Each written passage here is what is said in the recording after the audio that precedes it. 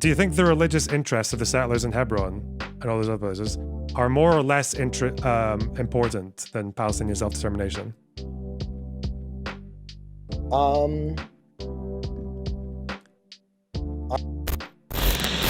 I just want to say, I'm going to start using this term a lot more commonly. I'm just going to say, I was going to use this term a lot more commonly than I have in the past because it's starting to make sense to me. This guy, he's got colonizer mindset. Okay, that's what's going on here. True. Whoa, yo, what the fuck?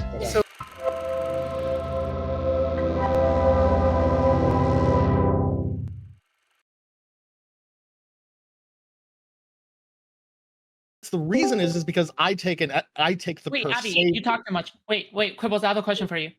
Oh no. Quibbles, I have a question for you. So how would you say that the Israeli people legally buy property from like the West Bank people? Legally? Yeah, legally. When you like say you say law, they then, what legally, law are you peacefully. looking at? You say because you talked about hold before on. about legally Peaceful- like buying property. What do you mean by that? Yeah, peaceful and Peacefully, legal peacefully, are different without- things. Sure, Okay, peaceful, like so peacefully, whatever you were they talking just- about before. Here's some money, right? You have this land. I have Okay. some money. All right. Frapapity. That's how it works peacefully. Okay. That's different than whether it's legal, right? On an Okay. international level, it's not legal. On an Israeli level, it is legal. But that's a different question than whether or not it is violent. Okay. And according to you, how did they get that property in the first place? The land in the first place? They bought it. They bought it. How did they buy it? I mean, how did they buy it? How They did they buy purchased it? it. How did they purchase it in the first place? I think it involves how did they money. get that Explain purchased land in the capitalism first to place? you? I don't understand what you're asking. No, It no. How involves- did they get that involves land in the money. first place? What the fuck? They bought it. From what? The, The Palestinians? Like, we're not talking about Area C. Palestinian we're lords? We're talking about specifically in Area C, areas that were purchased within Area C. We're not talking about like the occupation writ large. We're talking about specifically the settlements, right? Wait, can I ask a question? Are we really debating this? apparently, It seems like I feel like all of us can be reasonable people and say that regardless of the mechanism in play, it's probably never a good thing for citizens from the country that are occupying your territory to be buying land from the members of the occupied territory. Even if it's fully 1,000,000% consensual, that's probably never going to be a good thing, right? I don't think that's a very controversial take, right? I don't know. Yeah, it Never is. gonna. I don't know about I never. think it's kind of controversial. Why is that? Why? Wait. It's Why- why, why- why that's a bad because thing. there's why? increased Wait, coercion. why is that controversial? Because the inability for you to even discern the unfathomable levels of coercion that could exist here for a number of reasons. One, it could be because of the disparate economic conditions that a stateless people who can't even represent themselves economically could be facing. Two, it could be because of the kind of weird ethnic things that are at play, right? It is kind of Jewish versus Arab people. Three, it could be because the ability for the Israeli people that have worldwide support might be able to fundraise to buy this property in ways that even if Palestinians are making fair sales, it is not really fair to them because they can't represent themselves. And then four, because it furthers the Israeli, not the Jewish, the Israeli claim on that land. It allows them to essentially make a stronger claim for annexation if a ton of their citizens live there, right? Wait, I just want to add one short historical getting note. at. Wait. When the Western there was United two States was being leagues. when Okay. the United States was being settled, the Western United States was being settled. Quibbler, Often, Quibbler. a lot of settlers would kick people off of land with the implicit threat that the U.S. military would back them up. So I'm just like to give an example of that level of If coercion. we're- That's all. Okay, so the coercion component, I think, is relevant and valid. And if there is evidence of coercion, I'd agree with you. Yeah, even if you're my coercing, concern- like it's still ethnic cleansing according to you, My right? According to concern- your definition. Okay, hold on. Yeah, if First it's of all, wait. coercive, of No, course. ethnic cleansing is the most boring thing in the world. Nobody gives a fuck about ethnic cleansing. Okay, Sure, that's not sure. relevant. No, Okay, but it's according to a definition that we argued before. That's the whole I point. understand. Yeah, I but we're not understand. talking- we're not I on that understand. conversation. We're back to Israel Palestine. We're no longer Listen, in civil land. We're I back in understand, Israel, I Palestine. understand. We're actually, Listen. like, doing shit. I understand. Listen, it was ethnic cleansing when all the Israeli settlers were moved out of the Gaza Strip, but that was fine. Okay, ethnic cleansing isn't necessarily the worst thing. Who cares? That's not what we're focused about right now. Okay, the focus that is was the whole argument before, dude. No, but we're You no just longer cut up- you on just Israel joined. Palestine. We're back on Israel Palestine. I just think that it shouldn't be. I can't imagine how there could be a hardcore debate seriously about whether or not it's okay for the members of a state that is militarily occupying another state, for those members to be buying land from those people. That's like a really, it's like an 18-year-old fucking a 9-year-old. Like, is there true, valid, possible consent there? Maybe, but you have no possible way of ever determining it. It is always wrong, right? It's just never a good, it's just not a good look. The problem here is that you're talking about this as if this is simply an Israeli conversation. It's not a conversation about Israelis. It's a conversation about Jews. There is a component of that is certainly about Israelis. The component of it that is right on the edges, very close to the border, that component is for sure about Israel. That's true. But the components that are further inland, that are further into like the places where there are religious relevance, those are not the same conversation. Like if we're talking about Hebron, if we're talking about near Joseph's tomb in Nablus, if we're talking about like, you know, these are places that are like really relevant Jewish sites. There's reasons that Jews want to live there as Jews, not as Israelis, but as Jews. I understand what you're saying, but that doesn't matter. The problem right now that we're looking at, okay, if it was the case that Jewish people wanted to go and worship there, guess what? From the Declaration of Independence, okay, in 48, all the way to the Six-Day War in 67, Jews didn't have access to the site of the fallen Second Temple. Jews didn't have access to that southern wall. They didn't have access to Al-Aqsa. They didn't have access to any of that. You know what? They lived there perfectly fine. They were just happy to have their own country. The only reason they have that territory is because they ended up fighting and taking it in the Six-Day War. They were okay up to that point. Okay. So I don't think that this piece of land, I don't think that East Jerusalem is so important that they have to engage in like settler colonialism, which is really what it is, or annexation to do that. We're talking about Hebron, we're talking about Joseph's tomb, we're talking about Shiloh, we're talking about Rachel's tomb, we're talking about places outside of Jerusalem, right? Okay. Oh, wait. You're talking about places in the West. I don't quite get why you have to see everything from a Jewish lens. lens. Yes. No, wait. Hold on. Because we're talking about Jews. I'm just saying all those places. Talking about Israel. I understand what you're saying. All those places that you just brought up, okay, Hebron, all those places, those are all part of the West Bank territory. The Jewish people were perfectly happy living there prior to 67 without access to those places. They were fine. No, it wasn't fine. It absolutely was fine. Like, okay, so I have a question for you. Here's an equivalent. If you had the two holy mosques of Saudi Arabia, if they shut that down to all Shia, would that be acceptable? I don't know enough about fucking shit ass bullshit religion to tell you. I don't know. Would it be? I don't know. Don't all the Muslims want to go to the big cube and like dance around it for a day or something? The land had like switched hands like 1,500 years ago and then gone back. Yeah, probably like you would have to have a legitimate way of going back to live there. All I'm saying, listen, all I'm saying, I understand there's religious significance. I'm just saying that if there's religious significance, you probably should work something out with the people there. We can't use religious arguments to conquer and annex territory, right? That probably wouldn't work, right? Well, Quibble's like, because in that case, you can make really strong arguments. You can make really strong arguments for East Jerusalem. That's literally where fucking Muhammad took a fucking magic carpet to heaven. Jews want, or Arabs want that place too. Muslims want it too, right? I agree. And I think that if someone were here saying that Muslims shouldn't be able to access Al-Aqsa, that would be horrible, right? It is true that Jews currently aren't able to access a bunch of really important sites. And so that's a really big problem. And it's a different problem than the question of Jews in the economic sense trying to have access to lands that are directly on the border of places like Jerusalem and Tel Aviv, which, by the way, have housing crisis, which, by the way, can't be solved in the same way that we do in the United States, because you can't just build to get out of your housing crisis in a place like Jerusalem, because every time you start to build something, you are literally tearing apart, literally, thousands upon thousands of pounds of years, in some cases like upwards of 4 or 6 thousand years of history, archaeologically and religiously. And you can't just do that. You have to go to places.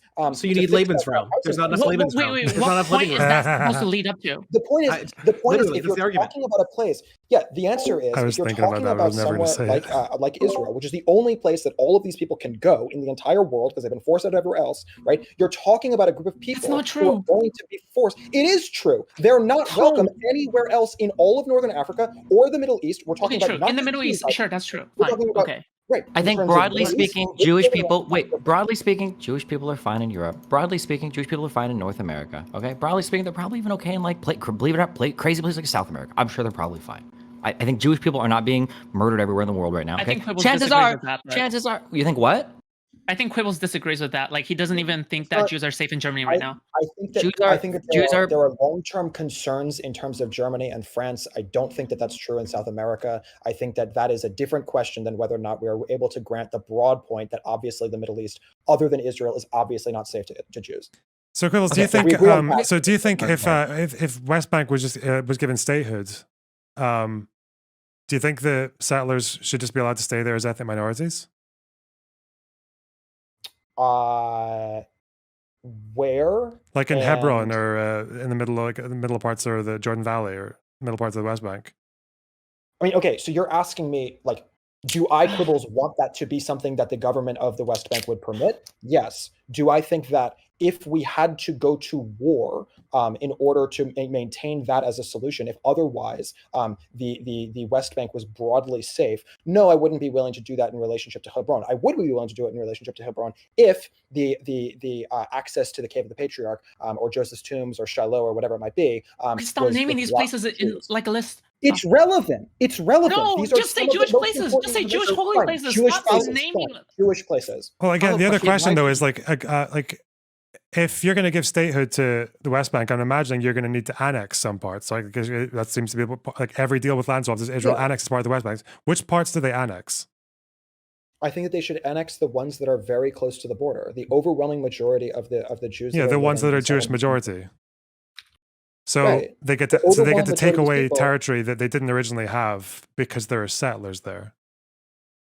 You see why that's maybe like a moral argument against settlers. What you're advocating for right now, okay, was the whole rationale that I gave earlier about why I think Israel has settlers and why Arabs don't like settlers or Arab Palestinians, right? Remember earlier you said it wasn't about Israel. Earlier you said it wasn't about Israelis, it was about Jewish people being there. But when you talk about annexation from Israel for settler camps that are near Israel, well, now we're talking about Israel, right? I agree with you. When we're talking about the ones that are directly on the border, I agree with you. That is about Israel. If you're talking about the ones that are at the Cave of the Patriarchs, that's not about Israel. That is about Jews. It is different. There are then Jews are going to have to make out a deal with the people that own that land to hopefully go and visit it. You don't.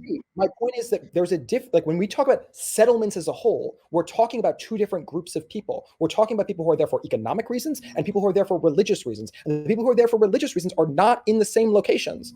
No. We're talking about what we're really talking about, or we're talking about people that are going to help Israel lay future claim to an annexation of that territory. That's all we're talking about. They could be Jewish, they could be German, they could be whatever the fuck. It doesn't matter. That's the issue. It doesn't matter if they're there for Jewish reasons or if they're there for territorial reasons. At the end of the day, do you think that if there was a huge attack by the PLO on a settler camp, do you think Netanyahu or do you think any Israeli is like, well, were they there for religious reasons or Israeli? They were there for religious reasons? They can get massacred. That's fine. No, all of these things are going to increase the probability of IDF reprisals, and they're going to give Israel a stronger claim to annexing parts of territory that Palestine's already desperately trying to hold on to and is losing slowly over time to settlers. The very places that those attacks are happening are the ones that are inland. There is a difference categorically between these types of places. We're not talking about places near-ish to Tel Aviv. We're not talking about those places. We're talking about places like Efrat, right? We're talking about places that are really in there. Okay, I'm not understanding. Okay, you keep harshing me on this. Like, there are differences. I acknowledge there might be differences. They're all wrong. It doesn't matter. The differences are inconsequential. They're all wrong. Let's say it was just let's say it was just the settlers in Hebron and these more central places like Area B. Let's say they were the settlers there. Do you think their presence makes it harder or easier to grant statehood to the West Bank, or it's the same? I think that their presence is not good for statehood of the West Bank, nor is it in the interest of Israel. Yeah, that's fine. I do think, however, that them doing that, like, I don't think that every single person in the world. So it is relevant to Israel, though. Exclusively on issues of states. I think that there are people out there who are concerned primarily on issues of religion, and people who are there primarily thinking about issues of religion are not crazy to do so. So it's not just about Jews then, if their presence is making it harder to find peace between Israel and Palestine. If you're asking me whether, hey, should Israel support those people, my answer would be no. And I want to be clear, the ones who are inland, very far in there, right? That's different than the ones that are close to the border. If we're talking about them, right? But that's different than whether I'm willing to condemn them as Jews or as people for doing this thing that is a Jewish action because it happens to be inconvenient to both Israel and to Fatah / the PLO. Wait, who's asking anybody to condemn anybody as Jews? But that's why we're No, saying you're asking me to we're saying from the very beginning. Let's say going back. No, Sorry. interesting question. Okay. Okay. No one is directly asking me to condemn them as Jews. You're asking me to condemn their behavior, but the point is that you're condemning their behavior on the grounds of their behavior in relationship to states, when their behavior cannot be explained in relationship to states. It has to be explained in relationship to religion. Yeah, we're talking. Okay, so talk about. Wait. Hold on. I'm sorry. I'm done. I swear to God, I'm not. Quibbles is talking about, no. Hold on. Wait. We're not talking about a religious action. A religious action might be something like visiting a holy site. Even that's arguable. That's a religious action or a territorial action. We're talking about building homes and cities, private properties, typically under the purview of some state body. Okay, building on a territory somewhere, that's not just a religious thing. That's territorial conquest. You can't just call it religious and make it that. If these guys were, you'd have a much stronger argument. If they were just going on pilgrimages here, then like, fuck it, fine. They're going on a journey, sure. But they're building territory, setting up infrastructure, bringing in energy, weapons, setting up schools, communities. This is a territorial conquest action, not a religious one. You're talking about people in many cases who literally devote their lives entirely to religion, right? That's all they do, literally. Quibbles, all you're doing is distinguishing different groups of settlers based on their intent, which is true. Yeah, they have different intent. Okay, but that to Palestinians, it's all settler. It's like to the question of being a path to Palestinian statehood, it's all settler colonialism. It's all an obstacle to peace. If you're talking about them as groups, these are not the same groups, and different groups among them have different levels of threat. But you just acknowledge they all have that in common. You acknowledge that they are all obstacles to peace, to statehood. We have circled here like 5 times. Can you outline why this difference is morally significant? Can you link the difference between? Yes, it is morally significant because the people who are there for economic reasons are not getting in the way of the ability of Palestine to be able to exist as a country. They may be slightly on the edges, literally by less than 1%. All of this is less than 1% of the land, right? They are slightly on the edges, changing the specifics of the map, but they're not changing the undergirding ability of Palestine to be free and to be an independent country.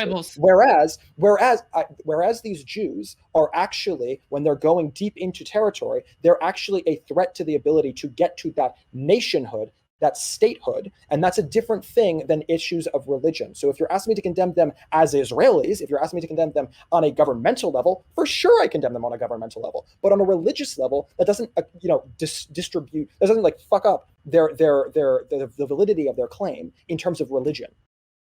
Wait, Quibbles, let's just say somebody built like a religious house, okay? And then later on, that person moves out and then somebody moves in for a non-religious reason. What then? What? They use that land for a non-religious reason. And then that like happens like all over.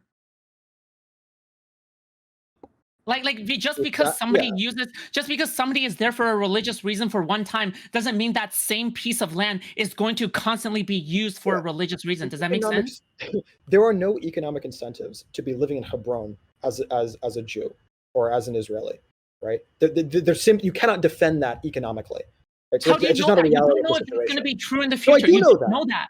You don't know that. You don't know that. You don't know whether somebody is going to be using it for a different purpose in the future or not. You don't know if somebody's going to use it as a military outpost in the future, as like a strategic command post. So whether I know that will be the case in 40 years, of course I don't. But if you're talking about the people who are currently living in Hebron, they're not doing it for fiscal reasons. It's not true. They're doing it for hold on. This is like the most like if we want to get into like if we want to have like a 20-hour discussion on like the individual reasons why every single individual might go to these lands, you can have the discussion. There's just 2 groups. It's not a 20-hour conversation. There's 2 groups. Okay, wait. But I'm saying at the end of the day, it doesn't matter why you go there. You're hurting Palestinians' ability to have a state. You're fortifying. Okay, you're fortifying Israel's. That's great. Then why did you ask if I was morally Israel's wrong? annexation claim onto the land, and you're hurting the ability to reach a 2-state solution. So all of it is bad. It doesn't matter what no, it's not all bad. Okay.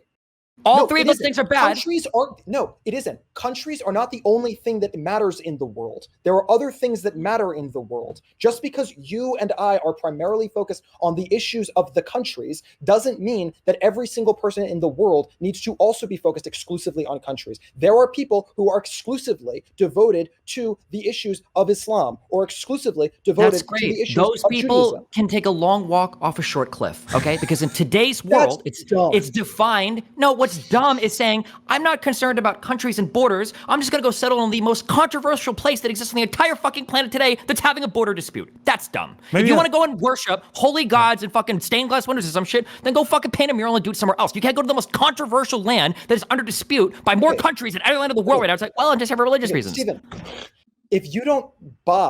Were religious Jews in Europe less able to practice their religion than religious Jews in Israel? Do you think the tie to that land is like key to their ability to practice their religion? I want to be clear. Depends on depends on which interpretation you take. Okay, for sure. No, actually, hold on. The answer is no. Not only is that not true, Jewish people, once they were expelled from areas like historic Palestine, literally changed the way they did the entire religion. Yeah, and you know what? That's why we use synagogues. And for like 2,000 years, they did a decent job. And that was and for like 2,000 years, they did it okay. They were just fine. They worshipped in other places. They did it. Fine. No, why? It's not. What was wrong with Judaism outside of Israel? Do you think that a Jew in New York is less able to be a Jew I think than I've got a Jew like in a kill Israel? shot question. We'll just let these guys. Okay, when we're talking about the history of Judaism, right, which is a very long conversation that I promise SDL is not prepared for. But if we're talking about that, that's fine. We can do that, right? But when we talk about the history of rabbis, when we talk about the history of synagogues, of people forced to flee and not be able to pray at the temple, obviously that is a horrible thing. We were ethnically cleansed. We were forced away from the temple. It was destroyed multiple times. Obviously that's horrible. And obviously the ability to, as Jews, have a coming back home moment and being able to go to places like the Cave of the Patriarchs matters a lot. Okay, criminals. Have a coming back home moment. I want to ask you a really easy question. So, two questions. One's really quick. You've acknowledged that the presence of settlers, even if they're just there for religious reasons, harms Palestinian statehood, makes it harder. You've accepted that. Okay. For sure. Do you think? Go on, fucking asking the follow-up question. I'm asking a follow-up question. I'm just gonna keep talking until I can ask my follow-up question because you interrupt all the fucking time. You always just jump over fucking people when they're like a third through us. Okay, so I'm just gonna ask you. I just want to specify. Do you think? Can I specify? No. Genuinely. Okay, fine. Yeah. Less than that. Thank you. I love you. Okay. The specificity is I'm saying that about the people in places like Hebron. I am not saying that about the people who are close to the border. That's it. Continue. You think the settlers in Hebron are not making it harder for Palestinian statehood to become realized? No, they are. But not the ones on the border, but the ones in Hebron. Yeah. So do you think, second question, do you think the religious interests of the settlers in Hebron and all those other places are more or less important than Palestinian self-determination? I'm not comfortable answering that question. Okay. The reason I'm not willing to answer that question is because I think that the people on either side are completely defensible in their claim. I think that there are cases where here's the equivalent. If you're asking me, so there's a public defender defending this guy and there's a prosecutor trying to go after them. I don't think that requires that either the public defender or the prosecutor are doing something immoral, right? I think that both of them can be doing their duty. And so I think that the people who are doing the thing of trying to make Palestine a state are doing their duty gainfully, legitimately, validly. I think the people who are trying to defend Jewish interests and Jewish access to the most holy sites in Judaism, I think they are also doing something that is defensible. Yeah, but that's not what he's asking you. He's not asking you if, from their own perspective, that they have their own valid claim to what they're doing. I'm not just saying. He's asking you on your values. Yeah, he's asking you on your values. He's asking you on your values. My values. On your values. You had to pick. On my values. On my values, I'm not willing to condemn categorically either the prosecutor or the public defender, even though they're antagonistic against each other. He wasn't asking you to condemn either one. He was asking which one is more important to you, if any. Important to me personally, or in terms of values. On your values, is the Palestinian determination more important than the religious interests? Okay. That's what he's asking. I personally am more likely to be a public defender than to be a prosecutor. That doesn't mean that I'm against the idea of a prosecutor, right? This is not answering the question. Look, no, it is. The point is that they both have valid claims. They are directly antagonistic. You if they both have valid Okay, claims. listen, literally, this is the one area you could just take a big W and say, actually, it means more to the Jews, okay? Because I'm pretty sure that, like, for Jews, like, all of, like, their most important holy shit is in Jerusalem. And for Muslims, they've got, like, fucking, they've got the place in Medina, and they've got, like, fucking Mecca. They've got their shit, okay? Fuck them. They don't need Jerusalem, okay? Fuck them. So just take the W, say, it matters more to Jewish people than Muslims, okay? Kick the fuck out. I just want to say, I'm going to start using this term a lot more commonly. I'm just going to say, I was going to use this term a lot more commonly than I have in the past because it's starting to make sense to me. This guy, he's got colonizer mindset. Okay, that's what's going on here. True. Whoa, yo, what the fuck? So, Quibbles, can I ask you, do you think that Jewish access in the very long run will be better seen in a world where there were either two states or a one-state egalitarian solution than the current mishmash, like the current mess of like Jewish-only roads? Yeah. Again, I mean, when you say two-state, I'm going to read that as you mean three-state. But yeah, I think long-term three-state is better. Well, I don't think that the West Bank and Gaza should be one country. It's a stupid thing to say. So, regardless of that, the point I was trying to get at is that if you really care, if you really deeply care about Jewish access to these sites, then you might instrumentally want to oppose people doing these settlements, right? Even if it's important to them, like personally, say, hey, you really care about Judaism as a religion, you got to hold off now. It's good for Judaism as a religion, right? Long-term goals and short-term goals often contradict one another. No. Right? Do you agree with that? That long-term and short-term goals sometimes contradict each other? This is very basic. Yes. I believe in. Okay, cool. So the short-term goal of Jewish access to these sites is in contradiction to the long-term goal of Jewish access to these sites, right? I don't think that people are insane because they are focused on the lives that they personally live in the next 40 years where they're alive, rather than worrying about what's going to be true in 200 years. Yeah, I think you keep framing this in terms of this is their opinion and maybe it's valid for them. Every time we're trying to talk about this either in terms of your personal morality or in terms of some universal morality, whichever of the two you prefer. That's my point. And like the reason this is so frustrating is that I don't really care about whether someone thinks that he has some deep religious link to like living next to XYZ site. Why should we structure society in such a way that fucks up people for decades and decades and decades because they feel like their holy book says you have to live here? Like that seems really silly. I don't want this to be a meta ethics conversation, but if we're gonna have to do that, that's fine. I can explain. Wait, it's the conversation you're relational, right? It's not about meta ethics. I don't actually like whether you think that your morals are universal or you think it's just your personal morality. You keep framing it not in terms of either of those, but in terms of they think their perspective is rational. Which is okay. Wait. Let's back this up. Quibbles. What are you arguing for? What should people be doing? It depends on the person. Wait, what? What do you mean? Wait. What do you mean when you say they should be able to? Let me answer. Wait. What do you mean it depends on the person? What do you mean by that? Yeah, I believe in relational ethics. I think that certain people have certain obligations and other people have different obligations. That's why I use the idea of a public defender and a prosecutor. They have different obligations. If a public defender were to give up their client and to be like, he's probably hold on, wait. We're not talking about public defender, things that exist in the legal system. Wait. So what do you think that like? My point is, similarly, I think that this is an example of a group of Jews whose job that is to defend Jewish interests in relationship to these sites. And there are also Palestinians whose job is to defend the ability of Palestine to become a free and independent nation. Those are two. So then if there was a group, gotcha. So if I went and I made like a club and our job, or like we felt like we had a moral obligation to fuck 4-year-olds, and then we were to go into some area, would you say like, yeah, you guys should do that? That should be because that's your guys' obligation. Is that what you would answer? Of course not. Wait, why not? That's our job. That's what we want to do. Certain obligations are legitimate obligations and other obligations aren't. Okay, so that means that now you're not appealing to the relational individual obligations the person feels they have. You're appealing to some broader ethical prescription. So now I'm going to ask you one more time. And so what do you feel like they should be doing? Hold on. Let me answer that. Okay, so the basic premise of Jewish access to sites is a noble, valid goal. You think that? Hold on. No. Wait. Hold on. I just want you to state. No, wait. I want you to steer. No, stop. I want you to state clearly what you're saying. Nobody here is talking about. In fact, everybody here probably agrees with you that religious people should have access to their sites. Nobody's talking about it here. We're talking about building on conquered territory. Okay. You think that everybody should have the right to build around religious sites? Everybody should have that right.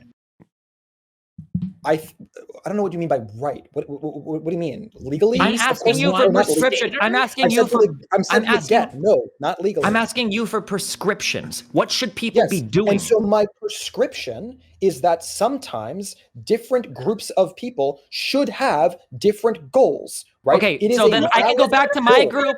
So my group's goal is to fuck 4-year-olds. Why can't I do that? Because that's not a legitimate end goal. The legitimate How is it not a legitimate end goal? I'm trying to answer a question. Everyone keeps on interrupting. Yeah, wait, let him answer. Hold on, I'm curious. Okay. I'm trying to answer. Yes, I'm trying to answer your question. Okay. How is that not a legitimate goal? Yes. Yes. The end goal of Palestine being independent is a valid thing. It is a good thing to want in and of itself. Void all context, that is a valid thing to want. Just as Jewish access to sites is in and of itself, void all context, a valid thing to want, right? And so because those are two valid things to want, they are different categorically than the invalid thing to want of fucking 4-year-olds, whatever you said. None of that was coherent. I don't understand anything, but okay, I tried. Quibbles. You trying to say how do you determine legitimacy? How do you decide that X goal is legitimate and Y goal is not? In terms of goals?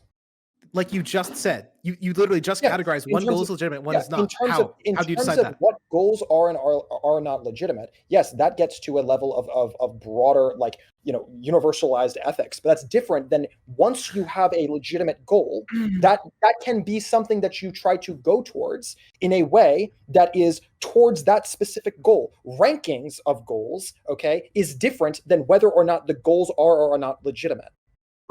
This is why we call people pro-life and also pro-choice, because neither one of them are like, "Ooh, I really want to screw over women's autonomy," or "Ooh, I really want to screw over and kill babies." Wait, quibbles. Because both of them are you okay with the status quo? Screwing over this other thing.